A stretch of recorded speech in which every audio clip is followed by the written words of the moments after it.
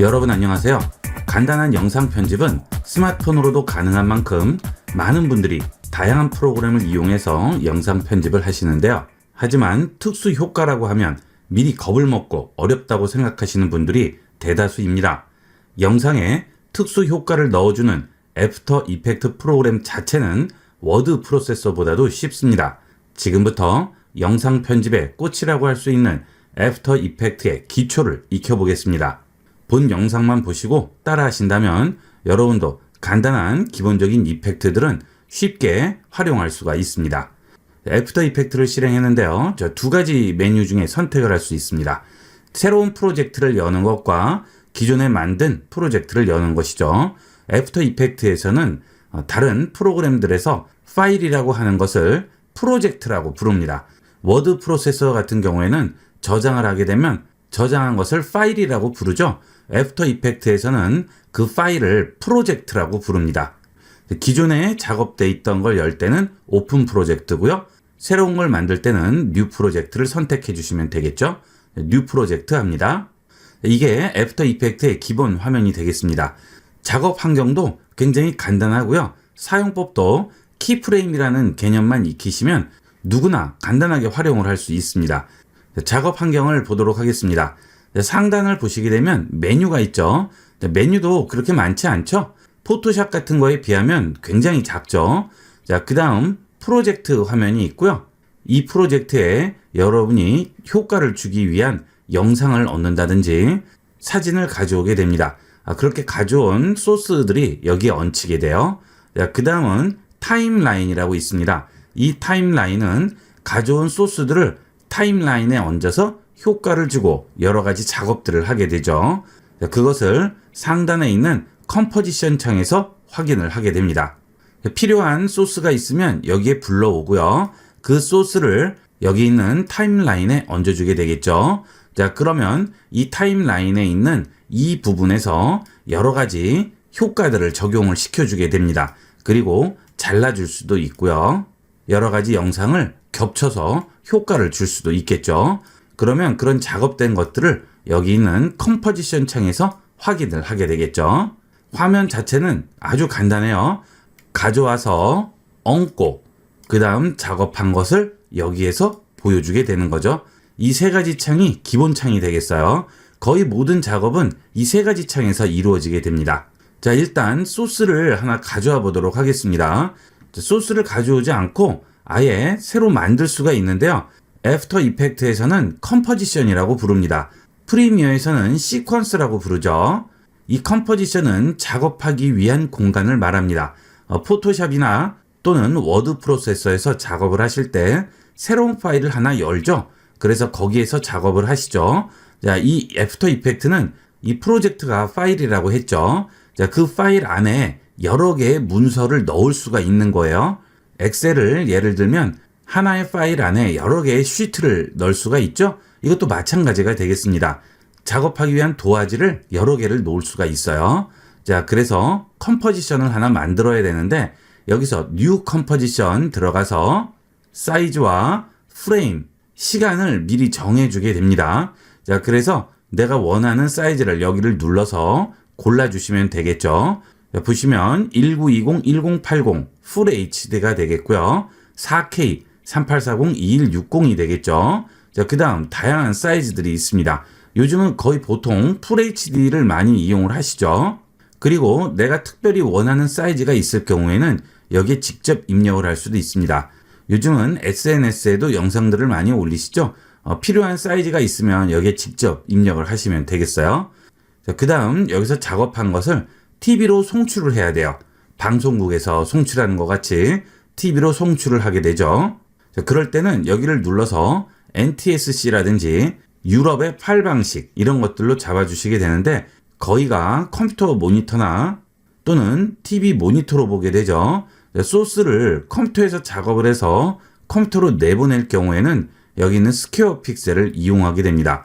방송국에서 송출을 해서 전파를 타고 들어올 때는 다른 거를 고르시지만 컴퓨터나 스마트폰을 이용을 해서 어딘가에 전송을 해서 볼 때는 전부 스퀘어 픽셀로 잡아주시면 됩니다. 자, 그 다음에 프레임 수가 있죠. TV에서 보는 영상들은 기본이 29.97, 대략 30프레임이 되게 됩니다. 그래서 보통 컴퓨터에서 작업을 할 때는 기본 값을 30으로 거의 잡으시죠. 30프레임 잡으시면 별다른 문제는 없습니다. 자, 그 다음에 얼마짜리 영상을 만들지 여기 있는 듀레이션에서 길이를 지정을 해주시면 되겠습니다. 자, 제일 뒤에 있는 부분이 프레임이고요. 그 다음이 초가 되겠습니다. 그리고 분과 시가 되겠죠. 자, 프레임은 뭘까요? 자, 이 위에 있죠?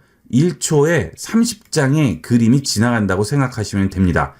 우리는 스마트폰이나 캠코더로 영상을 찍을 때 움직이는 장면을 찍는다고 생각을 하시지만 실제 저장이 되는 것은 정지컷이 30장이 찍혀서 1초의 분량이 찍히게 되는 겁니다. 우리 눈에는 빨리 지나가기 때문에 마치 움직이는 것으로 보이게 되지만 그것을 세부적으로 따져보면 30장의 사진이 지나간다고 생각하시면 되겠습니다.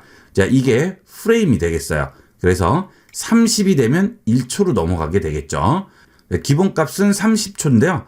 여러분이 10초짜리 영상을 만드실 거면 여기에 10초로 써주시면 되겠죠. 이것은 원하는 대로 잡아주시면 되겠습니다. 자, 이렇게 해서 OK를 해주시게 되면 컴포지션이 하나가 생성이 되게 됩니다. 이제 작업하기 위한 도화지가 나온 거죠. 그러면 영상을 가져와서 이쪽에 얹어서 여기를 보면서 작업을 하는 거예요. 자, 이건 컴포지션을 새로 만드는 거고요. 그 다음 또 하나의 방법은 소스를 가져와서 얹어주게 되면 그 소스와 동일한 컴포지션이 열리게 됩니다. 여기는 프로젝트의 빈 공간을 마우스 우측 버튼 누르시고 임포트 합니다. 그러면 파일이라고 있죠? 파일을 선택을 해주시면 여러분 컴퓨터에 저장되어 있는 영상을 선택을 할 수 있죠. 자, 선택해 주시고요. 임포트 합니다. 그렇게 되면 영상이 들어오게 되고요. 이 영상에 대한 정보가 이 위에 전부 나오게 됩니다. 이 영상은 1280720 사이즈고요. 41초 21프레임짜리 영상이 되겠습니다. 그리고 초당 24프레임이 지나가는 거죠. 뒤에 있는 FPS가 프레임 per second, 즉 초당 프레임 수라는 뜻이 되겠어요. 자, 그래서 이 영상을 들어다가 여기에 얹습니다. 그러면 이 영상이 들어오게 되면서 이 위에 컴포지션이 하나 생기죠. 이게 바로 작업하기 위한 도화지 컴포지션이 되겠습니다. 이 컴포지션은 지금 우리가 가져온 소스 영상과 동일한 게 생성이 되는 겁니다. 자, 그 다음 아래쪽 타임라인 창입니다. 여기서 플레이 헤드를 움직이시면 지금 영상을 플레이해서 볼 수가 있죠. 애프터 이펙트에서는 커런트 타임 인디케이터라고 부르는데요. 그냥 플레이 헤드라고 부르시면 다른 프로그램에서도 전부 통용이 돼요. 자, 지금 이 플레이 헤드가 있는 위치에서 이 영상을 보여주게 되는 거죠. 자, 그 다음에 그 위쪽에 보시면 초가 나오게 되죠. 자, 5초, 10초, 15초, 20초 이렇게 해서 40초까지 나와 있죠. 이렇게 초를 보면서 바로바로 움직여 볼 수 있습니다. 유튜브에서 영상 보실 때 빨리빨리 돌리시죠? 똑같은 거예요. 이렇게 잡고 내가 원하는 곳을 바로바로 볼 수 있죠? 자, 그 다음 이 위에 있는 컴포지션 화면이 있죠? 자, 이 부분을 여기서 fit으로 주시게 되면 여기는 창 사이즈가 변화하면 영상도 같이 바뀌게 됩니다. 하지만 여기서 퍼센테이지를 고정을 해주시게 되면 내가 창 사이즈를 바꾸더라도 계속 고정이 돼 있죠. 자, 보통 fit으로 놓고 작업하시면 작업하시는 데는 큰 무리가 없어요. 이제 애프터 이펙트의 작업 환경은 기본적인 건 다 익히신 거예요. 굉장히 간단하죠.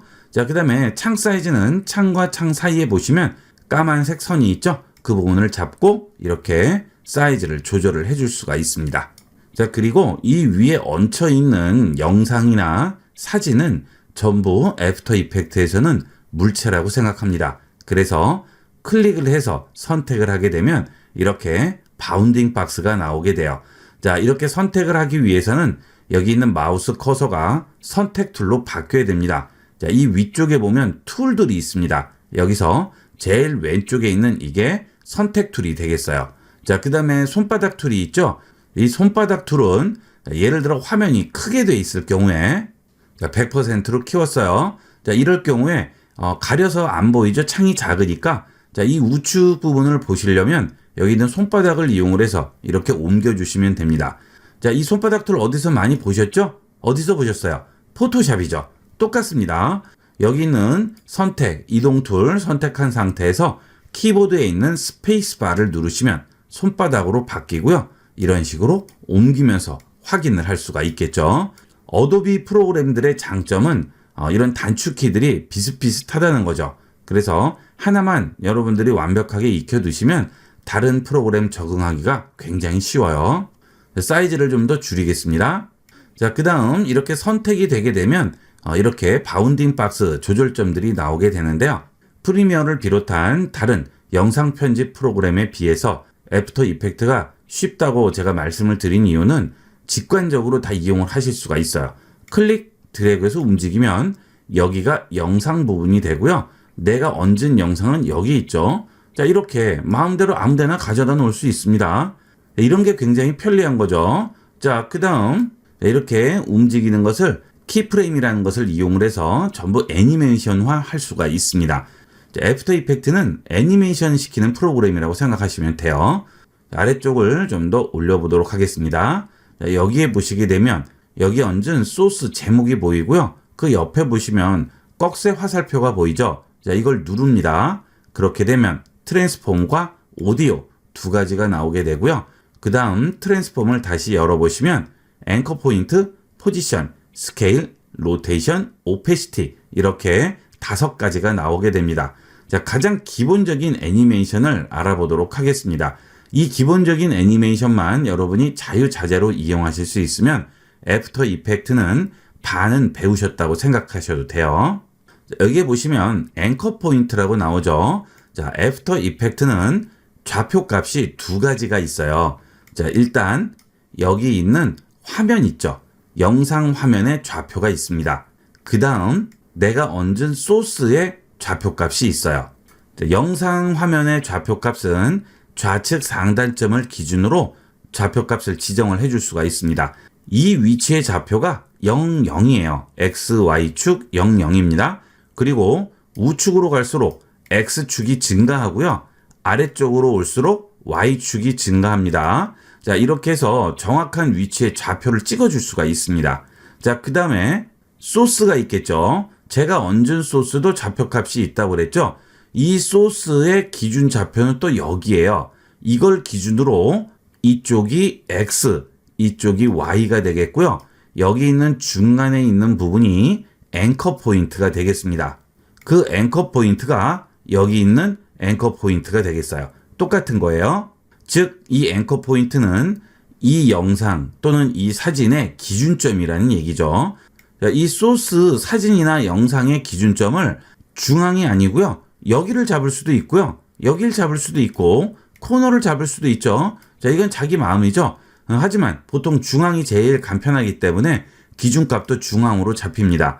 자, 아까 우리가 이 영상의 사이즈가 얼마였죠? 1280에 720이었죠. 자, 전체가 길이가 1280짜리 소스예요. 그런데 지금 앵커 포인트가 중앙에 와 있죠. 자, 중앙 값은 1280의 반, 640이 되겠죠.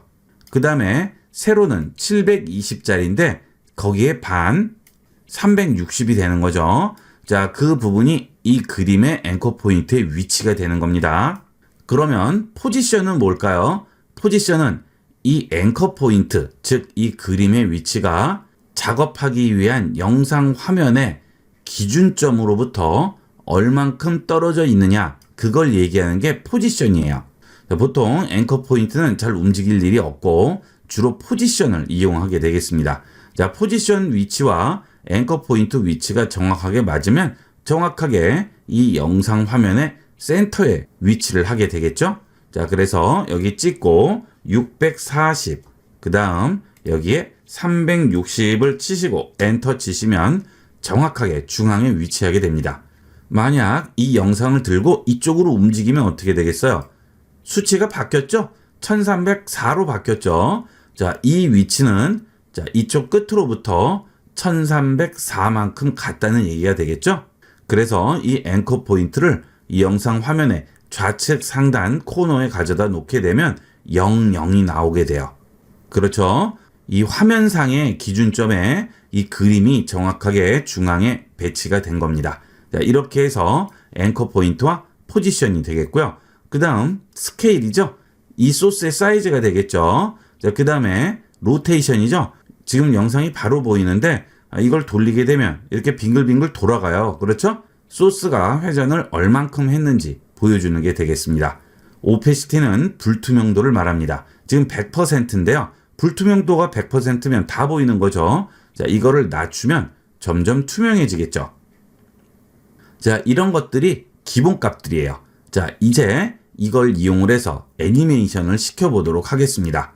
포지션부터 볼까요? 자, 지금 저는 어떤 걸 만들 거냐면 이 영상이 이렇게 바깥에 있다가 시간이 지나면 움직여서 쭉 들어왔다가 그 다음 바깥으로 나갈 겁니다. 애프터 이펙트에서 이런 움직이는 애니메이션을 만들 때는 여기 앞에 있는 토글 애니메이션 키를 이용하게 됩니다. 또는 스톱워치라고 부르기도 해요. 동일한 말이니까 같은 거라고 생각하시면 되겠습니다.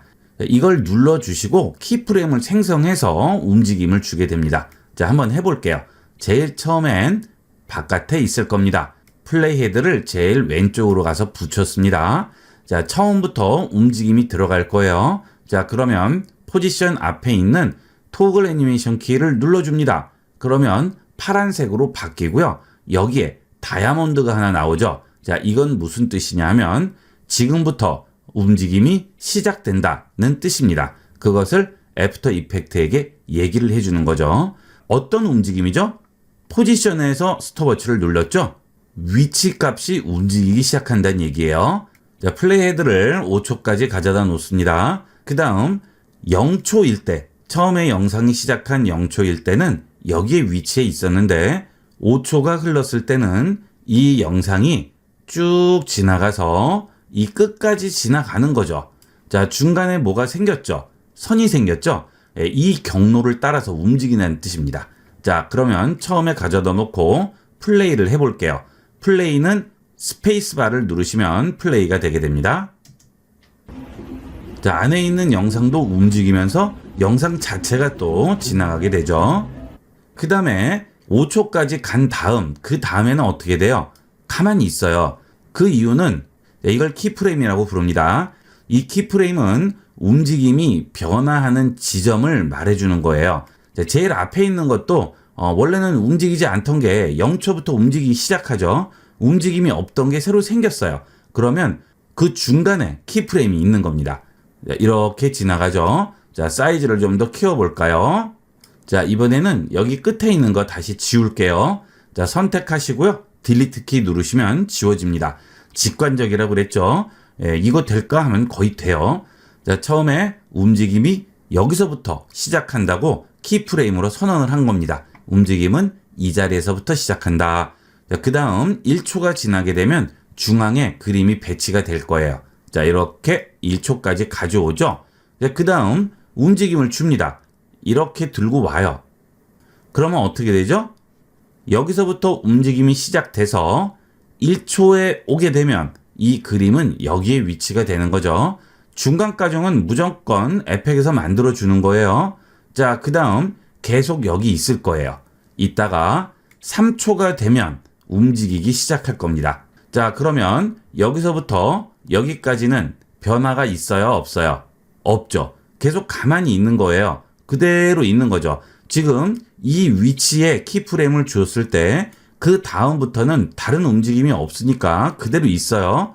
자, 그런데 3초에 가져다 놓고 여기에 다시 키프레임을 줍니다.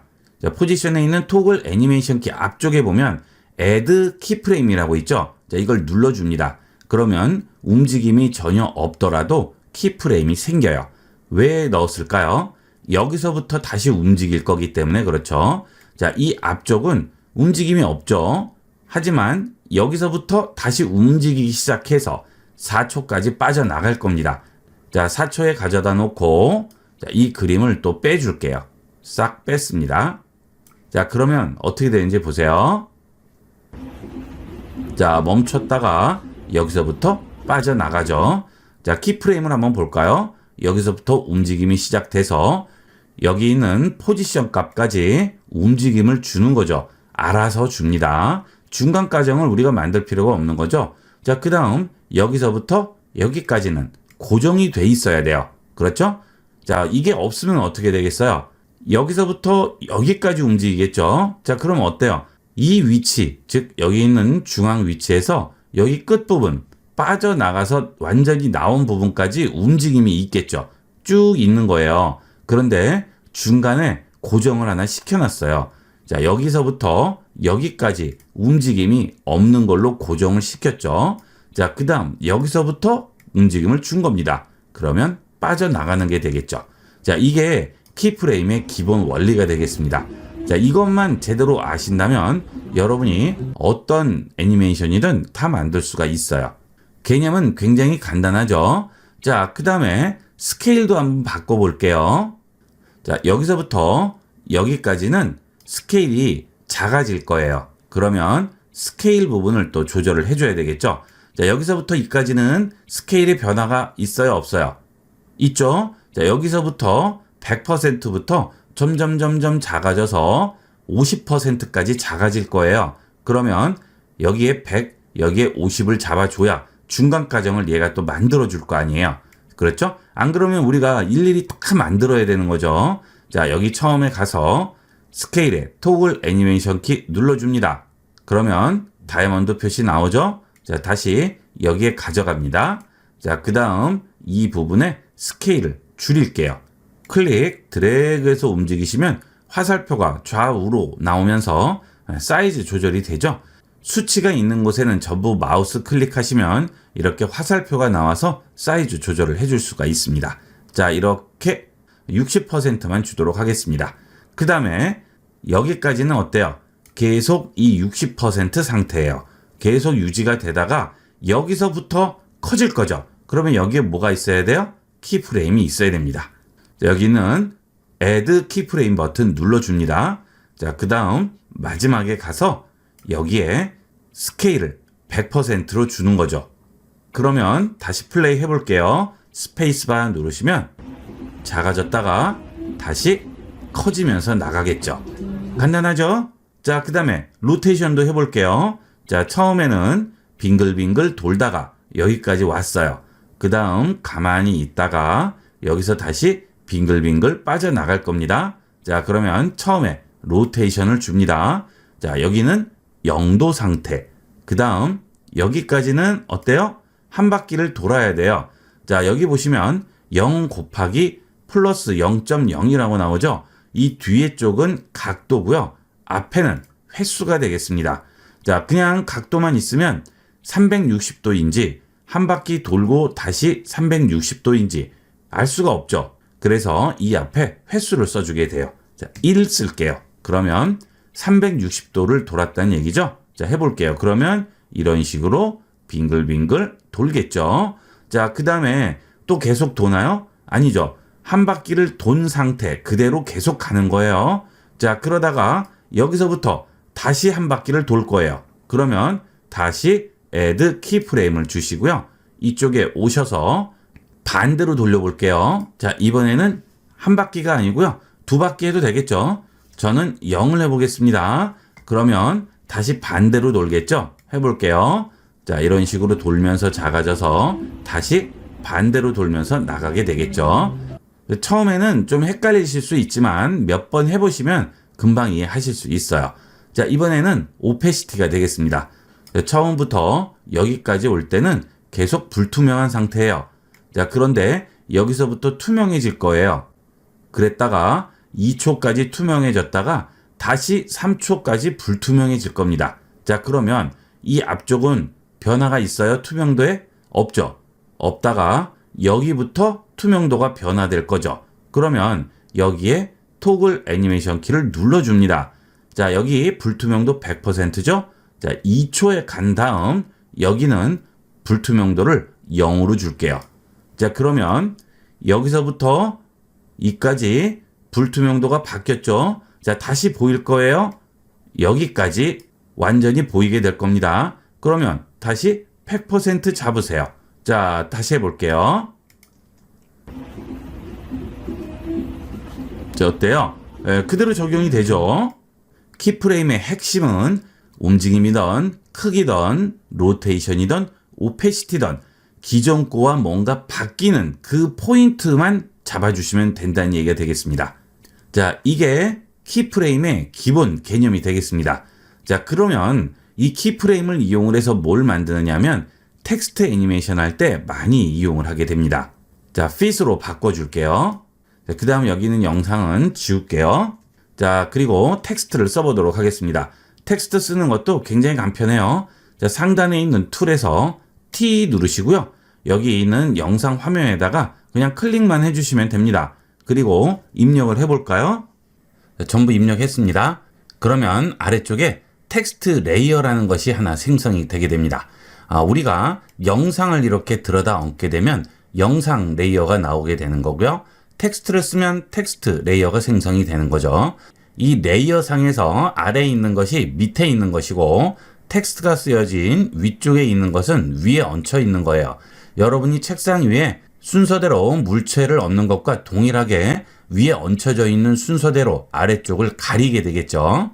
자, 그 다음 텍스트를 이렇게 입력을 하게 되면 우측에 캐릭터라는 창이 나오게 됩니다. 이 창이 나오지 않을 경우에는 상단에 있는 윈도우 메뉴에서 캐릭터로 들어가시면 되겠습니다. 이 캐릭터를 보시게 되면 글씨에 대한 여러 가지 조절들을 할 수가 있어요. 자, 여기 클릭 드래그해서 텍스트를 긁어주고요. 여기서 폰트 종류를 지정을 해주시면 되겠죠. 그 다음 그 아래쪽에서 레귤러체라든지 이태릭체, 볼드체 설정을 해주고요. 그 아래에서는 글씨 크기를 지정을 합니다. 마우스를 숫자 위에 얹게 되면 손가락 양옆에 화살표가 나오게 되죠. 클릭 드래그해서 글씨 크기 조절을 할 수가 있습니다. 그 다음 글씨가 두 줄일 경우에는 행간을 조절할 수가 있죠. 줄과 줄 사이 간격을 여기서 조절을 해줄 수가 있습니다. 그리고 자간이라든지 또는 글씨의 높이, 글씨의 넓이, 볼드체, 이태릭체 이런 것들 전부 조절을 해줄 수가 있겠죠. 그 다음에 글씨의 컬러를 지정을 해줄 수 있습니다. 자, 위쪽에 컬러를 클릭을 하시고요. 여기서 우측에 있는 슬라이드 바에서 컬러의 종류를 지정을 하고 좌측에 있는 박스에서 그 색의 원색을 지정을 할 수 있고요. 그 원색에서 밝아지면 화이트가 되겠고요. 어두워지면 블랙이 되겠죠. 그 중간은 두 가지가 섞이는 여러 가지를 만들 수가 있어요. 저는 화이트로 두도록 하겠습니다. 자, 이렇게 해서 텍스트를 쓸 수가 있겠죠. 그 다음 이 텍스트에 대해서도 좀 전에 한 것과 동일하게 여러 가지 애니메이션을 줄 수가 있습니다. 상단에 있는 선택 툴 누르시게 되면 아래쪽에 레이어 선택이 되게 되겠고요. 이때는 글씨 한자 한자 선택이 아니고요. 이 전체가 선택이 되는 거죠. 자, 그 다음에 아래쪽에 있는 텍스트 레이어에서 꺽쇠를 누르게 되면 트랜스폼이 나오게 되고요. 그 트랜스폼을 열게 되면 똑같이 앵커 포인트, 포지션, 스케일, 로테이션, 오페시티를 전부 조절을 할 수 있습니다. 앵커 포인트는 기준점이라고 그랬죠. 여기가 지금 기준점이에요. 이 텍스트의 위치는 이 부분이 되는 거죠. 자, 그 다음에 포지션은 이 화면 전체에서의 텍스트의 위치가 되겠죠. 이런 식으로 텍스트의 위치를 조절을 해줄 수 있겠죠. 자, 아니면 들고 움직일 수도 있습니다. 그리고 스케일 조절이 되고요. 로테이션과 오페시티도 조절을 해줄 수가 있겠죠. 이런 식으로 똑같이 영상처럼 이런 것들로 애니메이션을 시켜줄 수 있어요. 예를 들어 포지션만 하나 해볼까요? 자, 텍스트가 여기에 있는 상태에서 자, 여기 스톱워치를 눌러주시고요. 그 다음 3초에 플레이 헤드를 놓고요. 텍스트를 움직여 주시면 텍스트가 이렇게 움직이게 되겠죠. 자, 이런 기본적인 애니메이션 방법을 이용해서 포지션, 스케일, 로테이션, 오페시티 전부 조절이 가능합니다.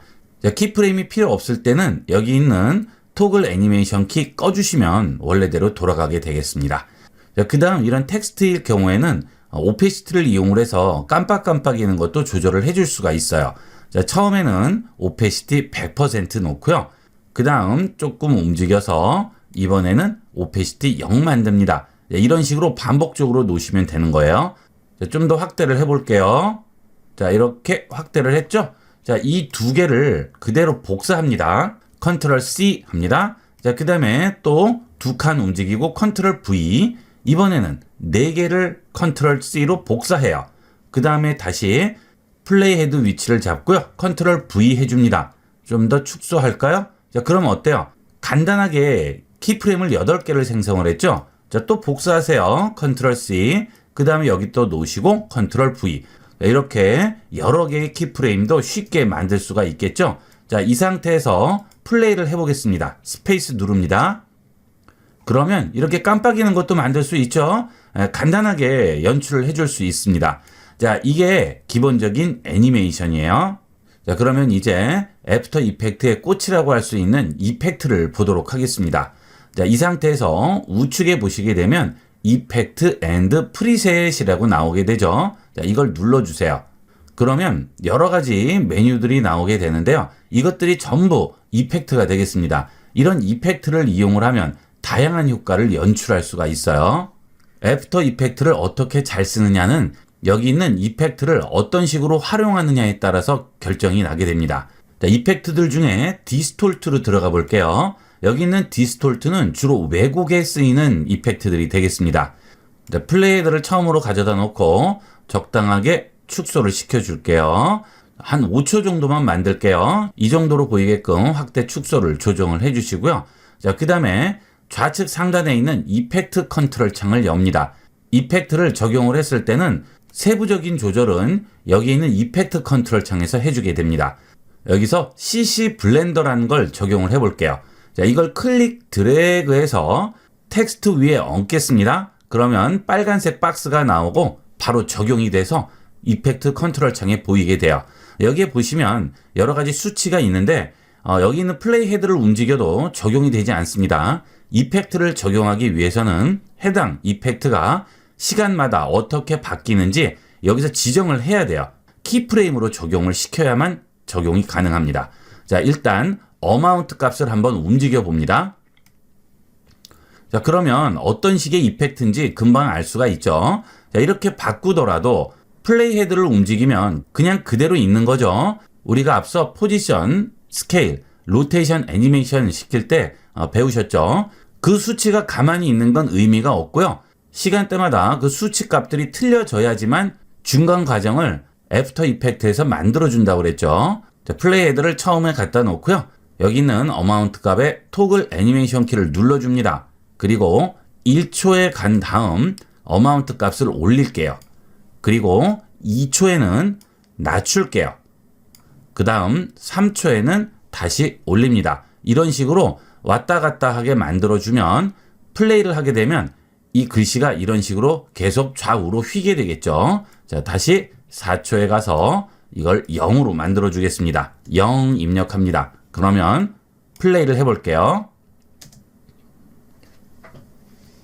자, 글씨가 이런 식으로 왔다 갔다 하다가 마지막에는 원래 위치로 돌아오게 되겠죠. 자, 이렇게 키프레임의 개념만 확실하게 이해하고 계신다면 여러분이 처음 보는 이펙트들도 얼마든지 적용해서 이런 식으로 만들 수 있습니다. 자, 그 다음은 이펙트는 하나만 적용되느냐? 아닙니다. 이펙트에 또 이펙트, 또 이펙트, 계속 그런 식으로 여러 개도 동시 적용이 가능합니다. 자, 이런 식으로 좌우로 휘면서 또 다른 효과도 적용이 되는 거죠. 이번에는 스미어라는 걸 적용을 해볼게요. 자, 들어다가 또 얹어줍니다. 그러면 이펙트 첫 번째 적용된 게 있고요. 두 번째 이펙트가 들어가 있죠. 자, 여기서 리치와 레디우스 값을 한번 볼게요. 리치를 보시면 자, 이렇게 밀려나가죠. 자, 레디우스는 그 범위가 얼만큼 넓어지냐고요. from to는 이 왜곡되는 부분의 위치를 바꿀 수 있습니다. 자, 이렇게 움직이면 이런 식으로 움직이죠. 자, 그 다음 to는 어디까지 움직일지 여기에 나오게 되겠죠. 자, 이걸 가지고 조정을 해볼게요. 자, 레디우스 값은 좀 더 범위를 넓게 잡고요. 자, 리치는 조금 덜 올라오게 하겠습니다. 자, 그 다음에 처음에 가서 여기 왜곡된 부분을 왼쪽 끝부분부터 시작해서 오른쪽 끝까지 가도록 할게요.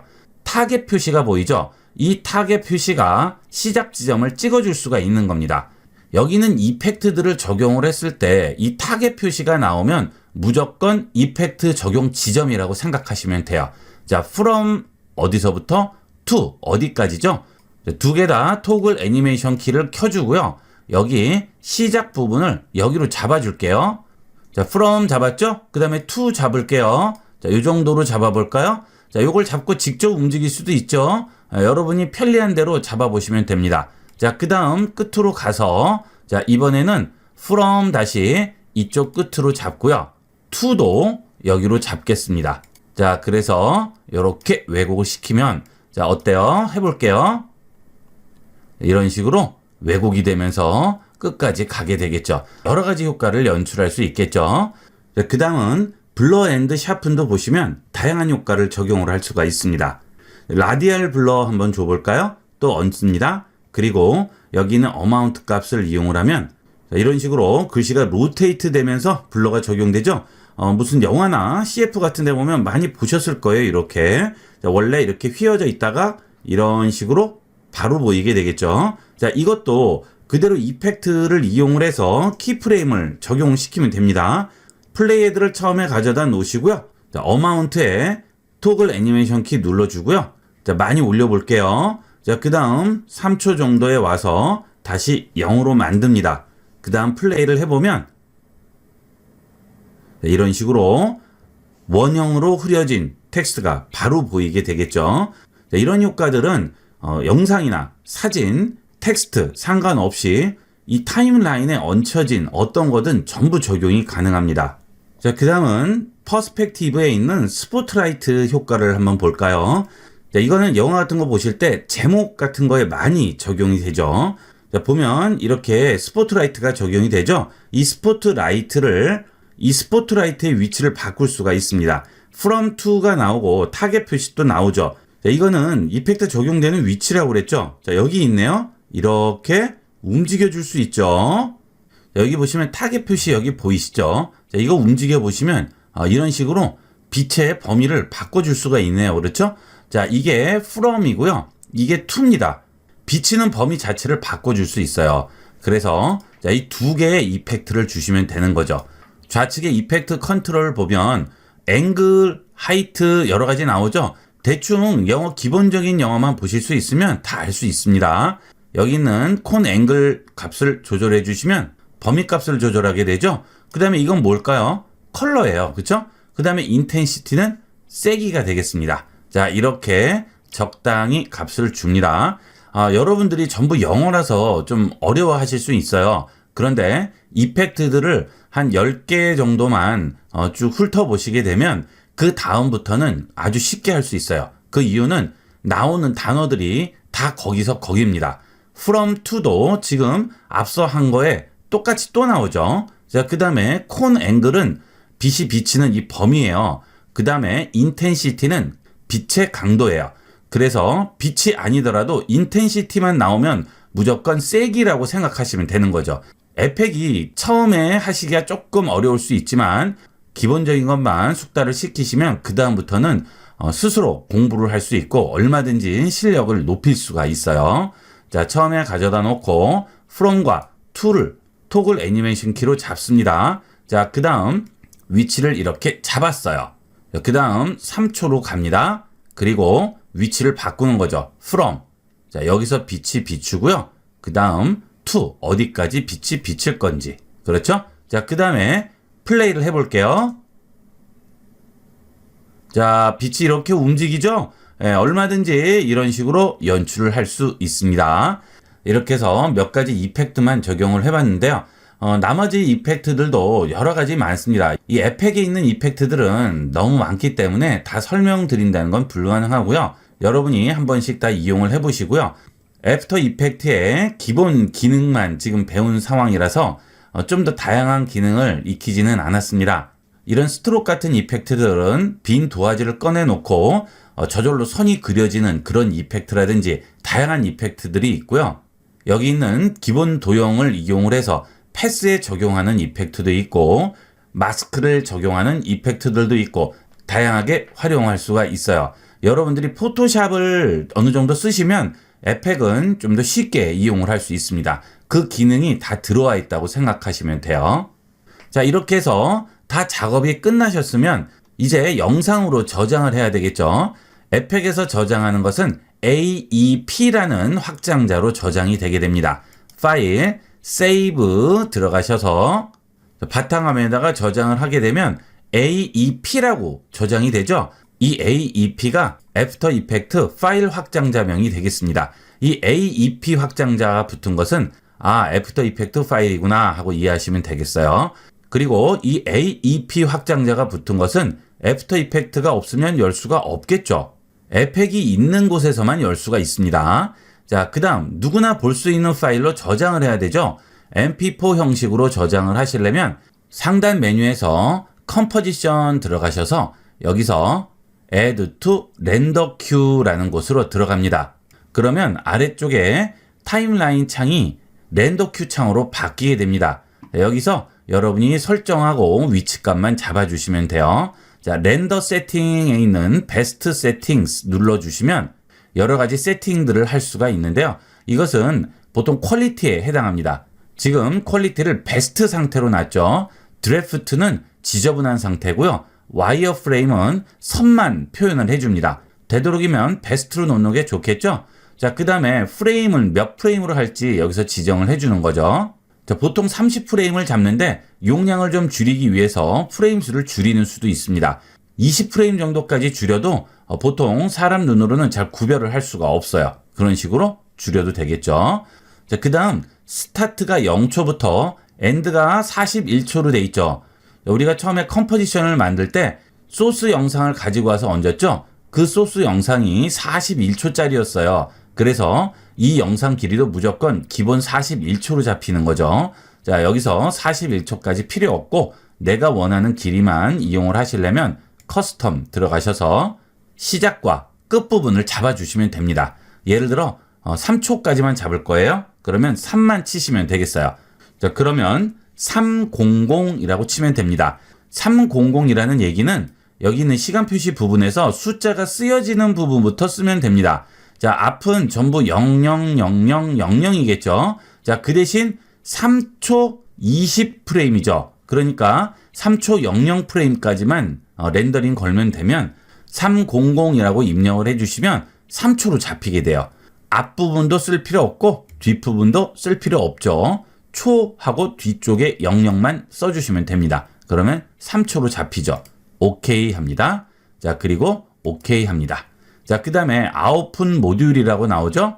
여기는 포맷을 지정을 하는 건데요. 보통 포맷을 AVI로도 잡고 여러 가지로 잡는데 AVI는 용량이 굉장히 크죠. 보통 H.264 MP4죠. 이 형식으로 잡으면 다른 문제 없이 전부 이용을 할 수 있어요. 자, 그 다음 오케이 합니다. 그리고 어디에 저장할지만 여기서 지정을 해주면 되겠죠. 자, 여기 애프터 이펙트 선택하고요. H.264 MP4죠? 저장합니다. 그리고 우측에 있는 렌더 버튼만 눌러주시면 바로 렌더링이 끝나고 다음과 같은 소리가 나게 되겠죠.